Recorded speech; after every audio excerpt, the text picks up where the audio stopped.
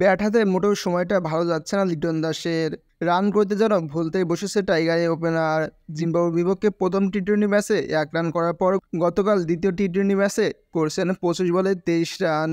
এমন ইনিংস খেলার পরেও টিম ম্যানেজমেন্টকে পাশে পাচ্ছে লিটন।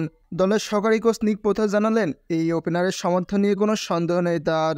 আজ সোমবার চট্টগ্রাম গণমাধ্যমের সঙ্গে আলাপকালে পোথাস বলেন, লিটন ভালো করছে না এটা আপনার দৃষ্টিতে, লিটনে অনেক কিছু দেওয়ার আছে, সে ওয়ার্ল্ড ক্লাস ক্রিকেটার। সো মাত্র একটা ভালো ইনিংস দূরে, একটা ভালো ইনিংস খেললেই অবিশ্বাস্য একটা বিশ্বকাপ কাটাতে পারে, তাকে নিয়ে কোনো সন্দেহ নেই। এদিকে বড় রান করতে ব্যর্থ হচ্ছে অধিনায়ক নাজমুল হোসেন শান্ত, তাকেও বেশ আগলে রাখলেন পোথাস। তার ব্যাটিং নিয়ে আমাদের কোনো দুশ্চিন্তা নেই, সে কিভাবে দল সামলাচ্ছে এটাই আমাদের বেশি মুগ্ধ করছে।